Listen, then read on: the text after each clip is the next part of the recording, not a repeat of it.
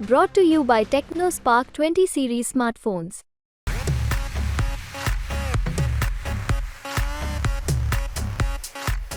પરસોત્તમ રૂપાલાના વિવાદિત નિવેદનને લઈને રાજ્યભરમાં ક્ષત્રિયોમાં જે રોષ ચાલી રહ્યો છે તેને લઈને છેલ્લા 20 દિવસથી આ ઘટનાક્રમ ચાલી રહ્યો છે અને અલગ અલગ શહેરોમાં ક્ષત્રિય સમાજ દ્વારા સંમેલન થઈ રહ્યા છે અને માત્ર એક જ તેમાં વાત થઈ રહી છે કે પરસોત્તમ રૂપાલાની ટિકિટ રદ કરવામાં આવે. હવે એ સમય આવી ગયો છે કે રાજકોટમાં મહાસંમેલન થઈ રહ્યું છે. અત્યાર સુધી સંમેલનો થઈ રહ્યા હતા અને રાજકોટમાં જે સંમેલન થઈ રહ્યું છે તેને મહાસંમેલન નામ આપવામાં આવ્યું છે અને રાજ્યભરમાંથી લાખો ક્ષત્રિયો આમાં ઉમટી પડવાના છે તેવી વાત પણ કરવામાં આવી રહી છે. આપણી સાથે આ અંગે જગદીશભાઈ મહેતા જોડાયા છે, તેમની સાથે વાત કરશું. સર, સ્વાગત છે. ગુજરાત તકમાં વો सम्मा क्या बूझेगी जिसको रोशन खुदा करे, એટલે એનો મતલબ સાહેબ સીધો એમ સમજી લેવાનો કે મારી ઉપર ડાયરેક્ટ સીધો ખુદાનો હાથ છે, એટલે કે ભાજપના જે ખુદા કહેવાય એનો હાથ છે, મારું કોઈ કઈ બગાડી નથી શકવાનું, એવો મતલબ લઈ શકાય?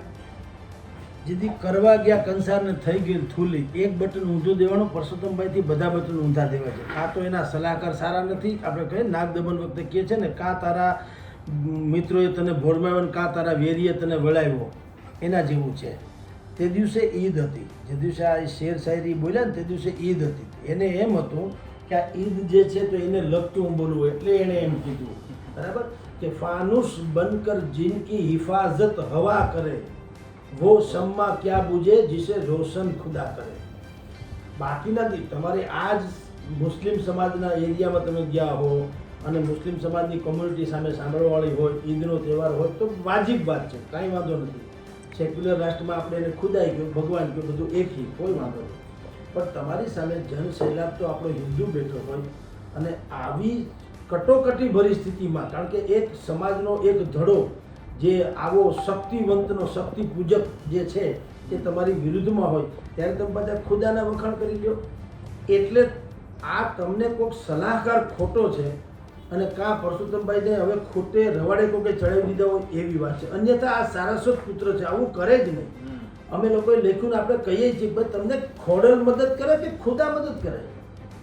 તમારા કુળદેવી ખોડલ છે, તમારા એટલે પરસોત્તમભાઈ રૂપાલાના, એના કુળદેવી છે માં ખોડલ, ઉમિયા માતા. ખોડલનું એક સ્વરૂપ છે. અહીંયા ખોડલનું, અહીંયા ખોડલધામ જે કહીએ છીએ એ જ. અને ક્ષત્રિયોની તમારે સરાહના કરવી હોય તો માં આશાપુરાનું તમારે નામ લેવું જોઈએ, એને લગતી કોઈ વાત કરવી જોઈએ. હે જગજનની, હે જગદંબા, બરાબર, માત ભવાની તમે શરણે રાખજો, વગેરે વગેરે. એને બદલે તમે ફાનુસ બનકર जिनकी हिफाजत हवा करे, એમાં કોકે હવા ભરી હોય ને એવું લાગે છે પરસોત્તમભાઈને. ભલે ડેમેજ થતા હોય, મેં તો કીધું સારું છું તમને આટલું છે, આ આવડે એ બધું બોલી જવાનું ન હોય ને. અને પાછું દરેક ક્યાં હું બોલવું ને એની પણ કિંમત છે. તમે કોઈની નનામી પડે ત્યારે શ્રી ગણેશાય એમ કરો તો ભૂંડા લાગો, ભગવાનનું જ નામ છે. અને એની પહેલા સાહેબ જે બોલ્યા કે વાતાવરણ ડહોળવાનો પ્રયાસ કર્યો છે, કે આ ભાજપ કોંગ્રેસ વચ્ચે વિવાદ ચાલી રહ્યો તો આ વાક્ય બરોબર હતું, પરંતુ આમાં તો એવું થયું કે ક્ષત્રિય સમાજ વાતાવરણ ડોળવાનો પ્રયાસ કરી રહ્યો. એટલે કહું છું કે જે શબ્દ જ્યાં બોલાતો હોય ત્યાં બોલાય. તમારે એમ કહો કે miss Sita is the wife of lord Rama, એ ઇંગ્લિશમાં ઠીક છે, વાક્યમાં ખોટું નથી, પણ સારું શું લાગે કે જનક નંદિની માં જાનકી, એમાં જે મજા છે એ miss Sita wife of lord Rama એમાં નથી. માને માં કહેવાય, પિતાજીના ધર્મપત્ની નહીં. આટલો ફેર પરસોત્તમભાઈમાં કેમ પડે છે એ અમને સંદેહ છે કે આટલો સારસ્વત પુત્ર આવું શું કામ કરે છે. આ તો મેં એને કીધું કે સારું થયું તમે લોકો હજી અહીંયા એડ કરે, તો તમે તો જો કે તાળીઓ પાડી દીધી હોત તો તમે તો હજી એકાદી શાયરી એમ કરત કે અગર કુછ મર્તબા ચાહે તો જા કુરબત પે ગીરો કી, કજા કો મિટા કે રખ દેતી હે દુઆએ રોશન જમીરો કી. અરે ભલામણા ક્યાં ડખે ચડ્યા તમે? વાત બધી પરમાત્માની જ છે, પણ તમારે જ્યાં તમારું ઓડિયન્સ છે એને તમારે જે વાત મેસેજ આપવાનો છે એ તમે તમારી ભાષામાં વાત કરો તો યોગ્ય લાગે. ક્ષત્રિય સમાજની જે અવગણનાથી, અન્યાયથી માંડી જે કાંઈ એની રીસામણ જે બધી છે એને થાળે પાડવા માટે થઈને તમારે મલમપટ્ટી કરવાની જરૂર છે, ડામ દેવાની નહીં. આ તો પૂછડા મળીને વળી પાછું તમે ઉશ્કેરવાની વાતો છે, એ ખોટી વાત છે. તમારે કહેવું જ જોઈએ કે પ્રોસેસ ચાલી રહી છે, સરકાર કરતી જ હશે ઓબ્વિયસલી, કે ભાઈ એક પ્રોસેસ ચાલે છે.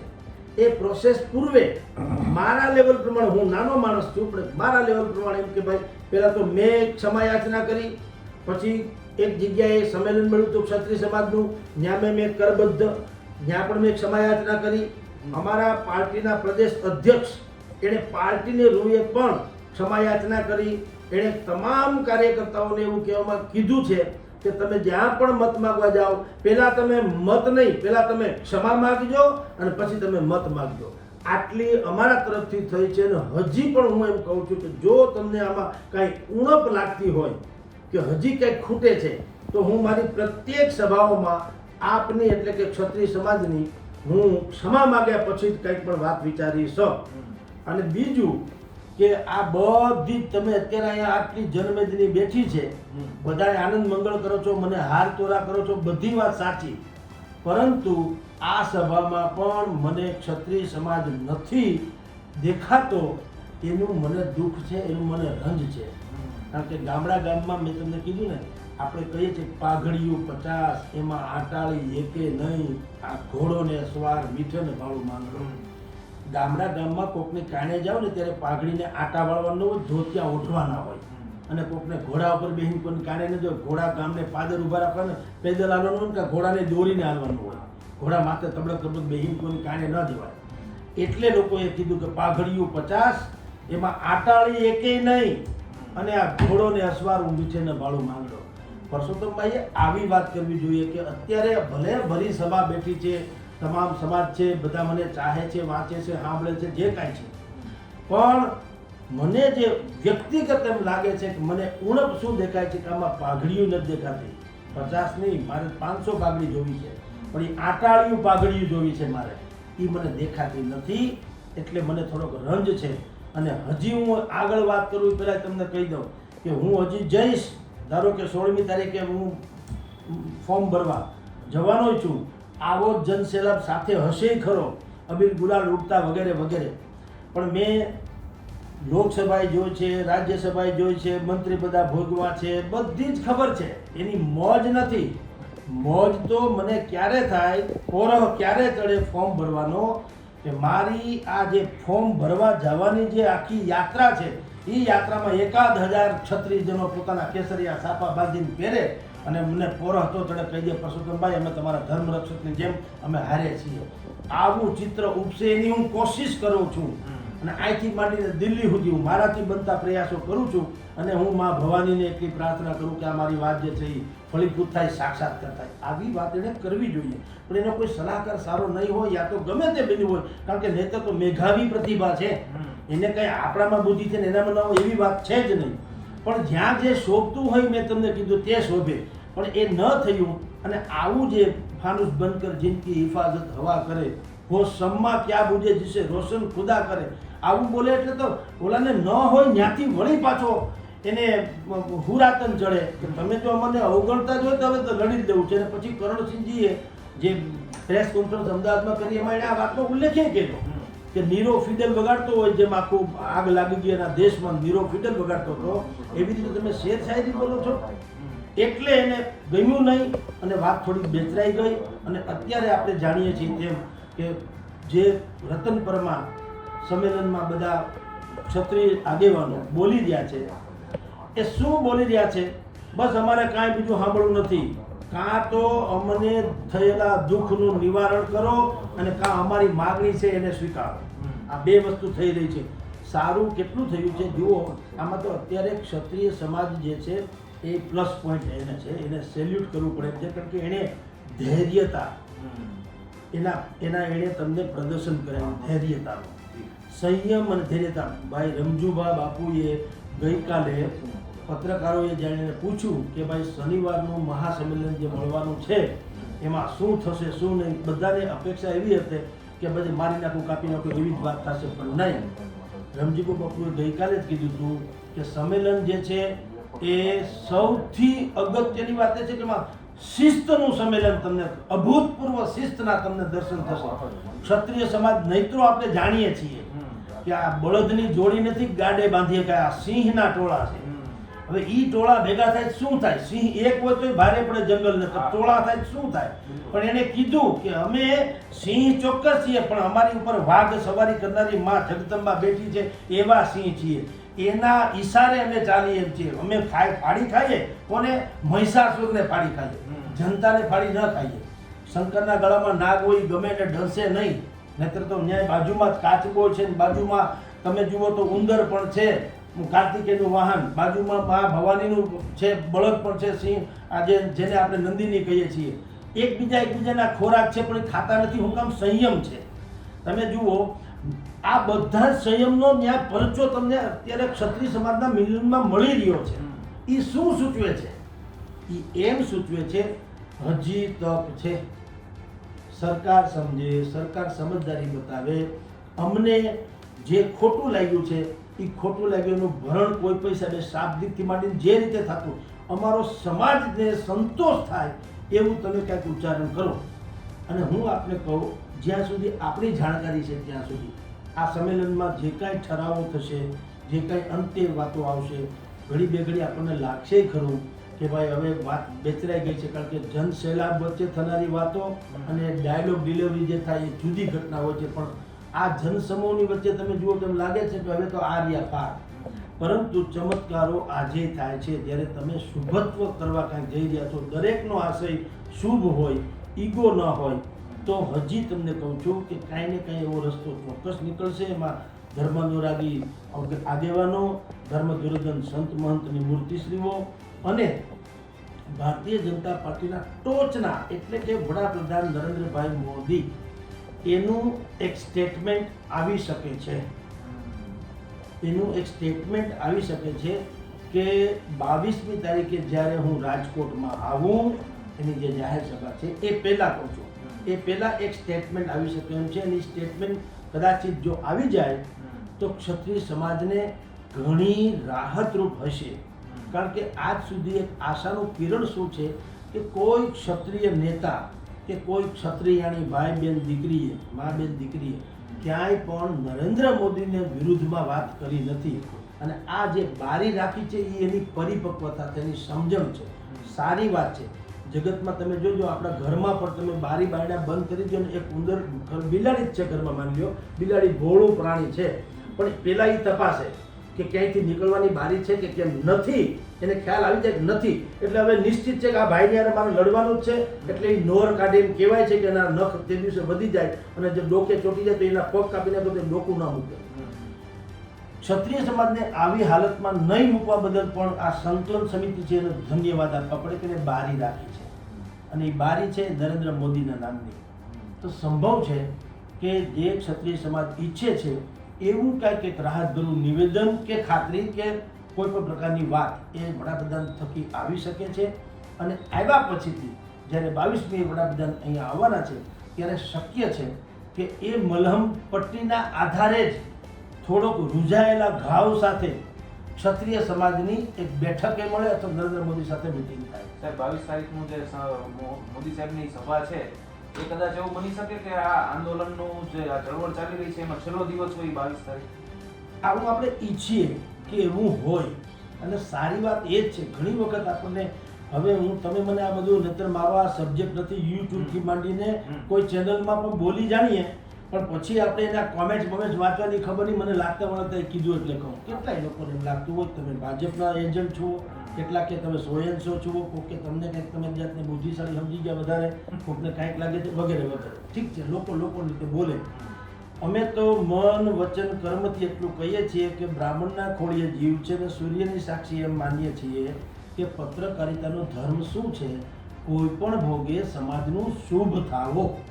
બંને ઝઘડે બેની હળગે અમે તાપીએ એવું જર્નલિઝમ અમારે જોતું નથી, કરવું નહીં, ભગવાન ન કરાવે. સમાજમાં સૌહાર્દ જળવાય છે. બાય મિસ્ટેક જે ગલત ફેમી થોડીક થઈ છે અથવા તો ભૂલ થઈ છે, ભૂલનો સુધારો થાય અને સમાજ એટલા માટે સારો થાય કારણ કે આ લડત જો છે ને એ રૂપાલા વર્સિસ ક્ષત્રિય સમાજની નથી. આ લડત ગુજરાત વર્સિસ દિલ્હીની નથી. આ વિરોધ પક્ષ વર્સિસ ભારતીય જનતા પાર્ટીની નથી. આ ચૂંટણી ભારત વર્સિસ એવા એક વર્લ્ડની છે જે વિશ્વના દેશો એ માને છે કે કોઈ પણ ભોગે આ હિન્દુવાદી સરકારને પછાડો જેથી કરીને ભારતને મહાસત્તા બનતી અટકાવી શકાય. કારણ કે ઈગો ક્લેશ તો દુનિયાભરમાં છે. આપણે પકડાઈ જઈએ નહીં, પકડાતા નથી. બાકી કોઈને ગમતું નથી ભારત જો ટોપ 3 ઇકોનોમીમાં આવી જાય કે ટોપ 5 માં આવી જાય. નરેન્દ્ર મોદી કહેતા ફરે છે, એ કોઈને ગમતું નથી. તાળી બધા પાડે છે વિશ્વના નેતાઓ કે વિઝનરી નેતા છે, ભગવાન કરે ને આમ ને તેમ, પણ કોઈને રસ એમ નથી બાય હાર્ટ કે સારું અમારા કરતાં તમે આગળ નીકળી જાય, એવું કોઈ માનતા નથી. એટલે એક એવી લોબી જે છે એને ખબર છે કે જો 400 કે પારનો નારો નરેન્દ્ર મોદીનો જે બાય હુક એન્ડ કુક ગમે એમ કરીને જો આ પાર પડી જાય તો ભારતની આ છેલ્લા 10 વર્ષમાં પ્રગતિના આપણે તો સાક્ષી છીએ. તો આના કરતાં પણ 10 વર્ષ હવે પછી 5-10 વર્ષ જે મળે તો જે ફંડામેન્ટલ કામ છે એ મોટા ભાગે તો એણે કરી જ નાખ્યું છે નરેન્દ્ર મોદીએ. સંગઠનથી માંડીને બાકી બધું ઇન્ફ્રાસ્ટ્રક્ચર, ફંડામેન્ટલ એટલે ઇન્ફ્રાસ્ટ્રક્ચર, અને એ જ દેશ વિકસિત રાષ્ટ્રની હરોળમાં આવી શકે જેનું ઇન્ફ્રાસ્ટ્રક્ચર મજબૂત થઈ જાય. ઇન્ફ્રાસ્ટ્રક્ચર એટલે પરિવહનની વ્યવસ્થાથી માંડીને બધું. એક જમાનામાં આપણે અહીંથી અમદાવાદથી રાજકોટથી અમદાવાદ જવું હોય તો આપણે 6-6, 7-7 કલાક લાગતા કારણ કે રોડ બરાબર નહોતા. અને અત્યારે આપણે જાણીએ છીએ પાણીના રેલની જેમ ગાડીઓ જેવી 6 લેનના રોડ, એને કહેવાય ઇન્ફ્રાસ્ટ્રક્ચર. પછી ડૉક્ટરમાં, મેડિકલમાં હોય, હોસ્પિટલાઇઝ હોય કે સેવા સંસ્થાઓ હોય કે એરપોર્ટ હોય કે બસ પોર્ટ હોય કે જે કંઈ કરો, તો આ બધું ઇન્ફ્રાસ્ટ્રક્ચરના મહત્વના કામ અત્યારે ચાલી ગયા છે. ઘણાના આપણે બધા સાક્ષી બન્યા છીએ. હવે શું કરવાનું છે? હવે બુદ્ધિપૂર્વકનો એવા અમુક પ્રકારના કાયદા કાનૂન કરવાના છે જેને કારણે દેશને મહાસત્તા બનતી કોઈ અટકાવી શકે. અને એ કાયદા કાનૂન કરવા હોય તો શું કરવું પડે? 3/4 બહુમતી જોઈએ. 400 કે પાર એટલે કંઈ ગિમિક્સ નથી ને આનંદ મંગળની વાત નથી. 400 કે પાર થાય તો તમે બંધારણમાં કંઈક ઈચ્છો એવો ફેરફાર કરી શકો, કારણ કે એના નીતિ નિયમો હોય છે. રાજ્યસભા અને લોકસભામાં તમારી બહુમતી હોય તો તમે જે કોઈ કાયદા કાનૂન કરો એ સફળતાથી પાસ થાય. આના માટે એ મથે છે. હવે ક્યાં એ આખું નેશનલ લેવલનો ઇસ્યુ અને ક્યાં આપણે કોઈએ કાંઈ બોલી નાખ્યું કે હા કે ના ને હું ને તું ને આમાં હુંસાતુટી પડે, એટલે આપણે કહીએ છીએ કે ભારતીય જનતા પાર્ટીએ પણ અત્યંત લચીલાપણું અપનાવવું જોઈએ. સામે સામે ફૂફાડા મારવાનો સવાલ નથી. ભૂલ તમારી છે, તમારે તમારી ભૂલને એક્સેપ્ટ કરવી જોઈએ. અને આ સમાજ જે ભાષામાં ને જે રીતે ને જે એંગલથી એ સંતુષ્ટ થતો હોય એ સંતુષ્ટ કરવાની કોશિશ કરવી જોઈએ. સર, આપણે જે આચારસંહિતા બહાર પાડવામાં આવી શિસ્ત અંગેની સમાજ દ્વારા, એમાં અમુક એવી વાતો છે કે આ સમાજની અને જે આગેવાનો છે તેની સરાહના કરવી પડે. એમાં પોલીસને સહયોગ આપવાની વાત છે, શિસ્ત ક્યાંય ચૂકવાની વાત નથી, ક્યાંય ઘર્ષણમાં ઉતરવાની વાત નથી, એટલે સરાહના તો બને છે. હું એ જ કહું છું કે હવે ક્ષત્રિય સમાજનું આંદોલન છે, પહેલા શરૂઆતમાં હતું એ અપરિપક્વ હતું, ત્યારે બધા જ બેફામ બોલતા હતા. આપણે બધું જાણીએ છીએ, રિપીટ ન કરીએ તો સારું. પણ હવે પછી જે ફટકડી પાણીમાં નાખવાનું જેમ નિર્ક્ષિત તરી ગયું, એવી રીતે હવેનું જે છે કેવળ ને કેવળ સમાજજનોના હાથમાં જ છે. પહેલી વાત તો એ, એટલે કે સંસ્થા હવે કોઈનો હાથો બનતી નથી, એના જ હાથમાં છે. પહેલી વાત તો એ. બીજી વાત, એને ઊંડે ઊંડે પણ એવી એક ખાતરી છે અથવા તો એવી એક આશા છે સમાજજનોને કે ભાઈ બારી રાખો કમસે કમ. નહીં તો એ કહી શક્યા હોત કે ભાઈ હવે તમે તારે લડી જ લો, સરકાર જો ફૂફાડા મારતી હોય તો આપણે બતાવો આપણો તાકાત. તો જે પાટીદાર આંદોલનમાં આપણે જોયું હતું એવું જ અત્યારે સંભવ છે કે અરાજકતાની ચરમસીમા સર્જાય. કારણ કે આ તો ક્ષત્રિય સમાજ છે સાહેબ, એને તો દંગલ કરવું કે તેના જીનેટિક સાયન્સમાં છે. 20 દિવસ ઉપર થઈ ગયા છે. જેમ આ પહેલાના આંદોલનમાં 20 દિવસ સુધીમાં તો સ્થિતિ ખૂબ બગડી ગઈ. એટલે હું કહું છું કે એટલા માટે થઈને આને સલામ મારવી પડે કે એની સરાહના કરવી પડે કે એણે આ બધી બાબતોને સંયમથી ટેકલ કરવાની કોશિશ કરી છે અને એ અત્યારે ચાલી રહી છે. એ જે આચારસંહિતા ઘડવામાં આવી છે કે તમે સિમ્પલી બધા આવતા રહેજો, કોઈ માથાકૂટ કરતા નહીં, કોઈની સાથે કોઈ અશ્લીલ વાતો ન કરવી કે કોઈ એવા ભડકામણા સૂત્રોચ્ચાર ન કરવા. વળી તમારી આગળ પાછળ જે છે બેનર લાગેલું હોવું જોઈએ જે કોઈ વાહન હોય એમાં, જેથી ખબર પડે કે તમારું વાહન અહીંયા જઈ રહ્યું છે, કોઈ તેને ખોટી રીતે અટકાવે નહીં. આ એક તરફની વાત છે ક્ષત્રિય સમાજની, જેને સરાહના કરવી પડે. બીજી બાબત એ પણ છે કે હવે સરકાર પણ એ બાબતને અનુસરવા જઈ રહી છે. તો જે સરાહના આપણે સંકલન સમિતિની કરવી પડે એનાથી પણ વિપરીત વાત તમને કરું કે સરકારને પણ એ ખ્યાલ આવ્યો છે કે જેની અપેક્ષા એ પણ રાખતા કદાચ આવું થશે કે ભયંકર અફડાતફડી થશે, અનેક પ્રકારના એમ કે ઉશ્કેરાટ સર્જાય એ પ્રકારના એલાનો થશે અને કહેવામાં આવશે કે તમે તમારા પરંપરાગત પોશાકમાં આવજો એટલે તલવાર ઢાલ ધબાકા લઈને આવજો. એવું નથી. એની સરકારને ખબર પડી અને કોઈ એક ચોક્કસ મધ્યસ્થીઓએ સરકાર સુધી વાત પહોંચાડી છે કે ભાઈ એ લોકો જો સંયમથી કામ કરે તો તમે કમસે કમ સત્તાધારી હોવાને કારણે તમારી જવાબદારી ઓર વધી જાય છે.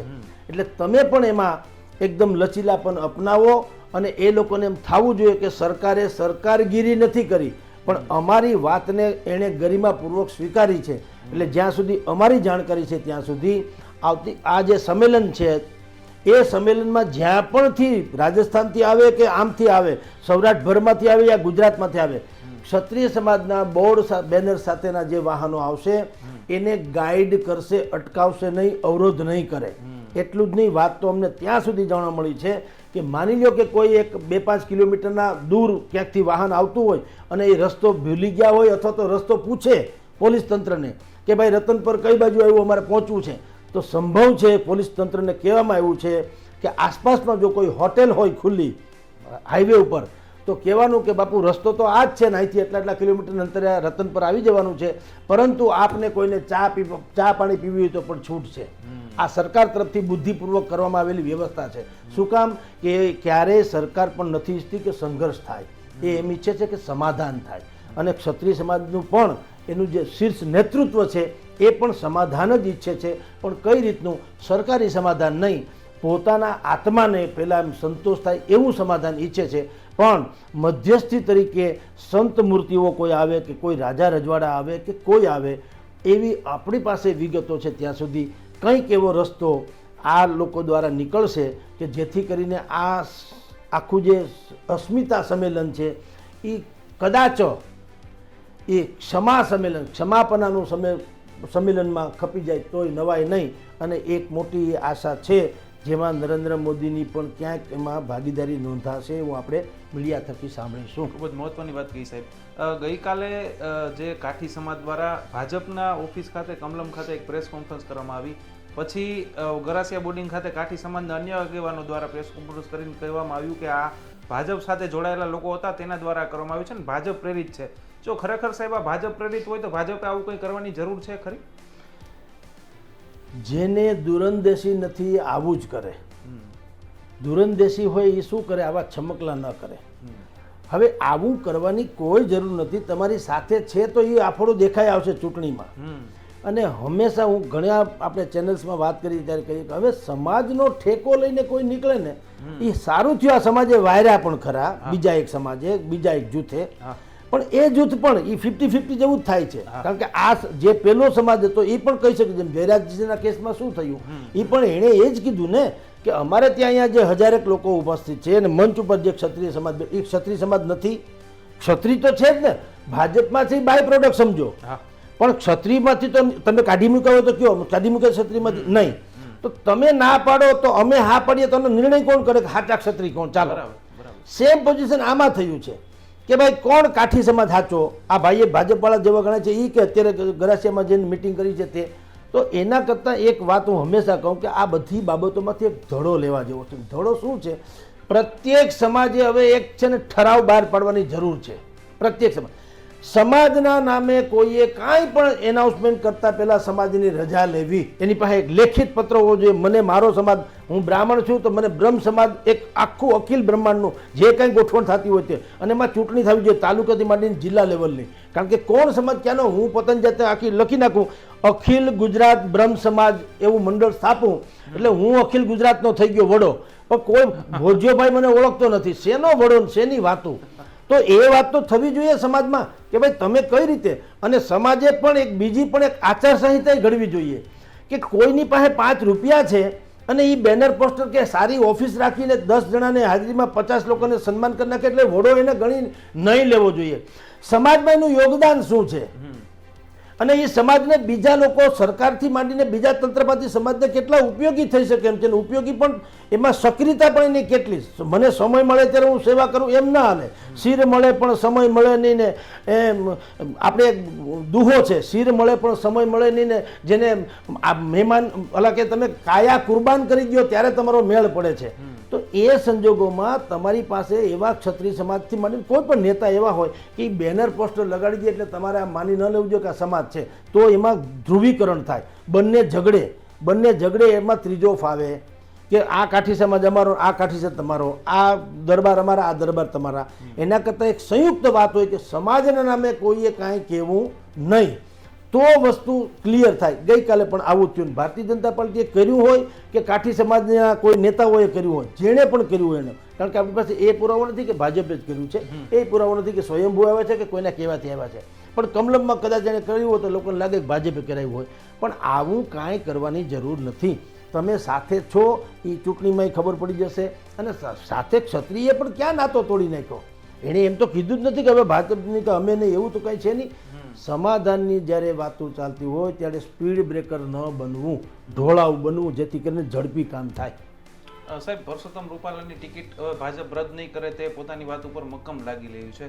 જો ભાજપ પરસોત્તમ રૂપાલાની ટિકિટ ન કરે અને ક્ષત્રિય સમાજ છે તેનું આત્મસન્માન પણ જળવાઈ રહે, તેઓ પણ માની જાય એવી કોઈ વાત ખરી? એવું કઈ વસ્તુ આપને લાગી રહી છે કે આ વાતનો અંત આવી છે? એવી એક ફોર્મ્યુલા, એ ફોર્મ્યુલા લાગતા વળગતા થ્રુ આવી અને લાગતા વળગતા ને પહોંચાડવામાં આવી છે. એનો ખાલી ખુલાસો એટલા માટે નથી કરતા કે એ રણનીતિનો પણ દુરુપયોગ થઈ શકે. એટલે એને અત્યારે જેમ અમુક બાબતો રાષ્ટ્રના હિતમાં પણ લોકો જાહેર નથી કરતા હોતા, એમ આ સર્વ સમાજના હિતમાં વાત કરું છું. એ ફોર્મ્યુલાની અમને આંશિક ખબર છે, એ અમે જાહેર એટલા માટે એ કરતા નથી એટલો જ છે, પરંતુ રસ્તો ચોક્કસ છે. મેં હંમેશા કીધું છે કે કોઈ તાળું ચાબી વગરની હોય નહીં અને કોઈ સમસ્યા ઉકેલ વગરનો હોય નહીં. માત્ર ને માત્ર એવું છે કે બંને તરફ એક વલણ એવું હોવું જોઈએ, ઈચ્છા એવી હોવી જોઈએ કે સમાધાન થાય તો સારું કે સંઘર્ષ થાય તો સારું. અને આપણે હંમેશા કહીએ છીએ કે જો તમે સમાધાનનો કોઈ હિસ્સો નથી તો તમે સ્વયં એક સમસ્યા જુઓ. એટલે ભગવાન કરે કે એ જે વચ્ચે કેટલીક ફોર્મ્યુલા છે ઇધર ઉધર બંને બાજુની, તો એ મધ્યસ્થ ફોર્મ્યુલાને જો કોઈ સારો માણસ સારી રીતે ટેકલ કરશે તો આ સમાધાન શક્ય છે. કારણ કે બંને તરફ ઈચ્છા તો એવી છે કે આ સમાધાન જ થઈ જાય એમ, પરંતુ એક તરફ વટ છે, બીજી તરફ વોટ છે. તમે વોટના આધારે વાત કરશો તો વટ જીતી જશે, અને તમે કયા નકરા વટના આધારે વાત કરશો તો વોટમાં આપણે જાણીએ છીએ કે આપણે એવી નિર્ણાયક ભૂમિકા નથી. એટલે વટ અને વોટ આ એ બેયની લડત જે છે એમાં સમાધાન થાય તો ડેફિનેટલી આખી સમસ્યાનો ઉકેલ આવી શકે એમ છે. સુખાંત. આ હતા વરિષ્ઠ પત્રકાર જગદીશભાઈ મહેતા. તેઓ સતત આપણી સાથે આ અંગે વાત કરતા રહે છે અને અલગ અલગ સમીકરણો છે તે આપણે સમજાવતા રહે છે. રતનપર ખાતેનું જે સંમેલન, જે ક્ષત્રિય સમાજનું મહાસંમેલન છે, તેમાં ક્ષત્રિય સમાજની જે શિસ્ત છે તેના પણ દરેક જગ્યાએ છે તે વખાણ થઈ રહ્યા છે. અને આગામી 22 તારીખે જ્યારે વડાપ્રધાન નરેન્દ્ર મોદીનો ગુજરાત પ્રવાસ છે અને રાજકોટ ખાતે તેઓ સભા સંબોધવાના છે, તે આ ક્ષત્રિય સમાજનો છેલ્લો દિવસ હોઈ શકે છે તેવી અત્યારે પૂરેપૂરી શક્યતાઓ રહેલી છે. રોનક મજીઠિયા, ગુજરાત તક, રાજકોટ.